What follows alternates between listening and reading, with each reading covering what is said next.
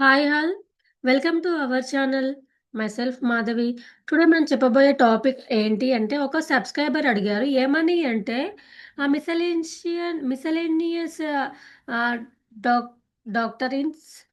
ఇందులో టాపిక్ వచ్చేసి first one doctrine of feeding the grant by estoppel గురించి చెప్పండి.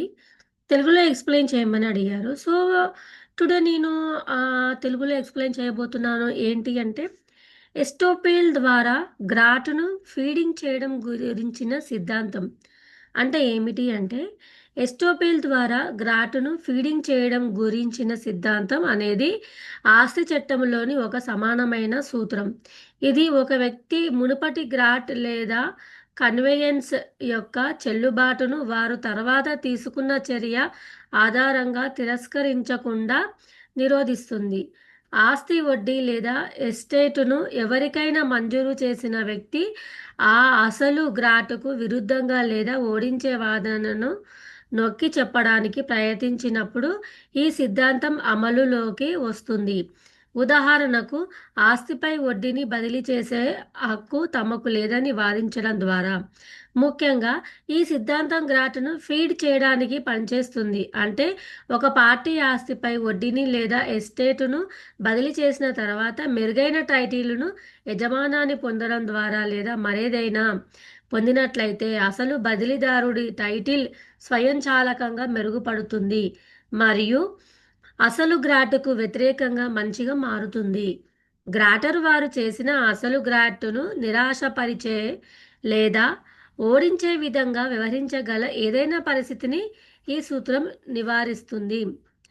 ఎప్టో ఎస్టోపేల్ ద్వారా గ్రాటును ఫీడింగ్ చేసే సిద్ధాంతం యొక్క ముఖ్యాంశాలు ఏంటి అంటే ఫస్ట్ వన్ వచ్చేసి ఎస్టోపేల్ గ్రాట్ ఇచ్చే వ్యక్తి భవిష్యత్తులో జరిగే ఏదైనా చర్యలు లేదా సంఘటనల నల ద్వారా గ్రాట్ యొక్క చెల్లుబాటు లేదా యజమానాన్ని తిరస్కరించకుండా తొలగించబడతాడు. చట్టబద్ధంగా నిరోధించబడతాడు. ముఖ్యంగా వారు తర్వాత ఆస్తికి మెరుగైన శీర్షికను పొందినప్పుడు. సెకండ్ వన్ టైటిల్ మెరుగుదల. గ్రాట్ చేసే వ్యక్తి తర్వాత ఆస్తికి మెరుగైన శీర్షికను పొందినట్లయితే మొదట ఆస్తిని మంజూరు చేసిన వ్యక్తి యొక్క శీర్షిక గ్రాట్ చేసే వ్యక్తి కొత్తగా సంపాదించిన మెరుగైన శీర్షికతో సరిపోలడానికి స్వయంచాలకంగా మెరుగుపరచబడుతుంది. థర్డ్ వన్ గ్రాట్ చేసే వ్యక్తి యొక్క రక్షణ. ఈ సిద్ధాంతం గ్రాట్ తీసుకునే వ్యక్తిని గ్రాట్ గ్రహీత రక్షిస్తుంది. అసలు గ్రాట్ చేసే వ్యక్తి తర్వాత ఆస్తికి మెరుగైన లేదా బలమైన శీర్షికను పొందినట్లయితే గ్రాట్ చేసే వ్యక్తి హక్కులు ఓడిపోకుండా చూసుకోవాలి. సిద్ధాంతం యొక్క అన్వయం. ఈ సిద్ధాంతం సాధారణంగా ఈ క్రింది సందర్భంలో వర్తించబడుతుంది. లోపభూయిష్ట టైటిల్ ఉన్న వ్యక్తి మరొక పార్టీకి గ్రాటి ఆస్తిపై ఎస్టేట్ లేదా వడ్డీని మంజూరు చేస్తాడు. తర్వాత గ్రాటర్ ఆ ఆస్తికి మెరుగైన టైటిల్ని పొందుతాడు మరియు గ్రాటి యొక్క టైటిల్ ఎస్టోపేల్ ద్వారా పేడ్ చేయబడుతుంది. అంటే అది ఇప్పుడు గ్రాటర్ యొక్క కొత్త టైటిల్తో సమాన స్థాయిలో ఉంటుంది. మరో మాటల్లో చెప్పాలంటే గ్రాటర్ యొక్క ఆసక్తి గ్రాటర్కు మొదట మెరుగైన టైటిల్ ఉన్నట్లే చెల్లుబాటు అవుతుంది మరియు అమలు చేయదగినదిగా మారుతుంది. సిద్ధాంతం యొక్క ఉదాహరణ. ఫస్ట్ వన్ దృష్టాంతం. ఏకి ఒక భూమి ఉంది కానీ దానికి పాక్షిక టైటిల్ మాత్రమే ఉంది. ఏ భూమిపై బి లీజును మంజూరు చేస్తుంది. తర్వాత ఏ భూమికి పూర్తి టైటిల్ పొందుతాడు. మంచి title. Doc doc doctrine of feeding the grant by estoppel ప్రకారం ప్రారంభంలో ఏ ఒక్క పాక్షిక టైటిల్ ఆధారంగా ఉన్న బీలీజ్ గ్రాట్ సమయంలో ఏకి పూర్తి టైటిల్ ఉన్నట్లుగా స్వయంచాలకంగా చెల్లుబాటు అవుతుంది మరియు అమలు చేయదగినదిగా మారుతుంది. సెకండ్ వన్ దృష్టాంతం. ఏ ఆస్తిని బికి బదిలీ చేస్తుంది కానీ బదిలీ సమయంలో ఏ ఆస్తిని కలిగి ఉండదు.